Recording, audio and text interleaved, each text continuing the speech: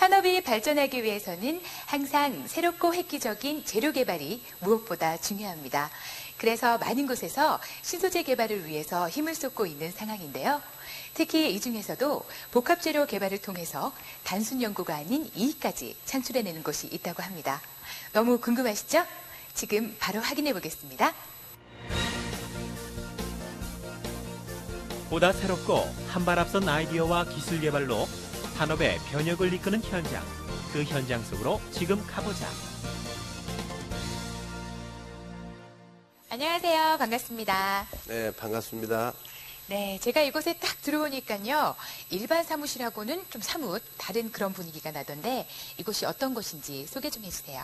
네, 저희 회사는 지역 특성화 사업의 일환으로 성장 동력 산업의 하나인 신소재 산업 중에서 가장 중요한 실용화 연구를 하고 있는데 우리 회사의 주요 업무는 중소기업의 낙후된 상품 경쟁력을 무한 경쟁 시대에 세계 인류화 도전하기 위해서 복합재료 실용 기술을 1년 이내에 단시일에 신개념 가공 기술을 적용하거나 기능성 신소재를 개발해서 사업화하도록 기술 지원하고 개발되는 기술을 관련 기업들과 합작하거나 창업함으로써 연구 업무가 경쟁력 있는 수입 사업이 가능하도록 지원하는 연구 전문 센터입니다. 네, 이 복합재료라는 것이 조금은 생소한데요. 이 복합재료가 어떤 것인지 설명 좀 부탁드릴게요. 복합재료란 두 가지 이상의 서로 전혀 다른 재료를 섞거나 붙이거나 함침해서 물리화학적 특성이 전혀 다른 소재로 합성하거나 성형하는 첨단 재료입니다.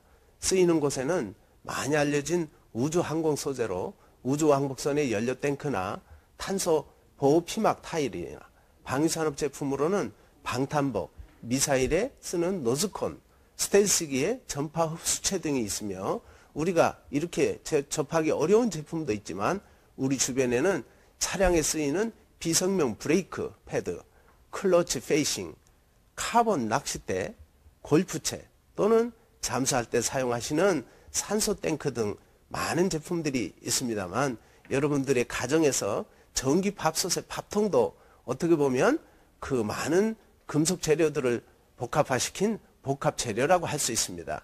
사실 우리가 연구하는 방법에는 어떠한 재료나 방법의 제한을 두고 있지 않는 무한 연구 방식입니다.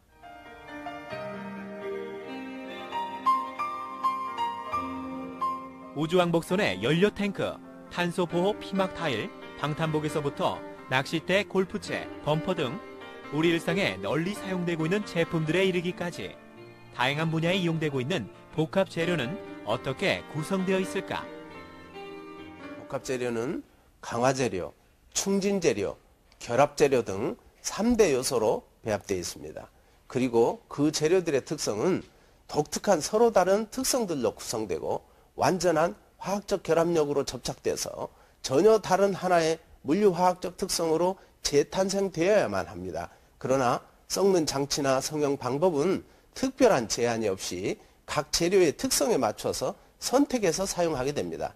만들어진 제품의 특성은 마찰 재료, 내열 재료, 발포 재료, 윤활 재료, 고강도 재료 등으로 가정에서는 인조 마블 싱크 탑재, 강화 온돌마루, 욕조 등에 쓰이고 자동차에는 브레이크 디스크, 패드, 클러치 페이싱, 범퍼 등에 쓰입니다.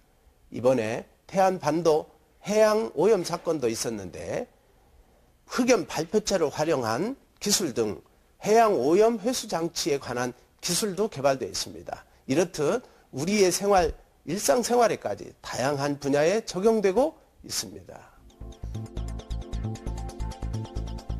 서로 다른 특성을 가진 독특한 재료가 만나 완전한 화학적 결합으로 접착되어 전혀 다른 하나의 물리화학적 특성으로 재탄생하는 것. 그것이 바로 복합재료의 가장 큰 특징이라 할 수 있는데 이렇게 기존의 것과 전혀 다른 새로운 소재를 발견하고 그것을 응용한 제품들을 만들어내는 것. 이러한 연구를 시작하게 된 계기는 과연 무엇일까? 30여 년 전에 요트를 복합재료로 만드는 것을 보고 복합재료를 공부하게 됐습니다. 이후 과학기술연구소나 기업체에서 복합재료 연구를 해오면서 세계적인 명품들이나 첨단 제품들은 복합재료의 섬세한 가공기술로 되어 있다는 점을 발견하고 오랫동안 공부하고 연구한 지식을 복합재료 실용화 기술로 펼쳐서 선진국의 높은 품질의 벽과 중국 등 개발도상국의 저가 공약 등으로 경쟁력을 상실하고 도산하고 있는 많은 우리나라 중소기업들의 상품 경쟁력을 확보하고 신개념 상품들을 개발해서 경쟁적인 창업을 지원하기 위하여 설립하였습니다. 한 가지 제가 더 궁금한 게 있는데요. 이렇게 연구를 목적으로 운영을 하게 되면 아무래도 연구 비용을 거의 지원받는 걸로 제가 알고 있는데요. 그렇다면 이곳에서는 연구소 형태의 새로운 패러다임을 제시했다는 소식을 들었는데 그게 어떤 뜻인가요? 우리 연구센터는 경쟁력 있는 아이디어와 꾸준한 상품 개발로 기업에 바로바로 계약 체결로 연결되어 연구 영역과 함께 수익 발생을 가져올 수 있는 아이템으로 11개사 중소기업과 연구협약서를 체결하였으며 일반적으로 보통 연구기간을 2, 3년 끌다 보면 상품 개발의 경쟁력이 상실되고 말기 때문에 우리 연구센터는 실용화 연구기간을 6개월에서 1년으로 설정하고 실현 가능한 신개념 아이디어와 실용화 기술을 개발하는 데 전념하고 있습니다.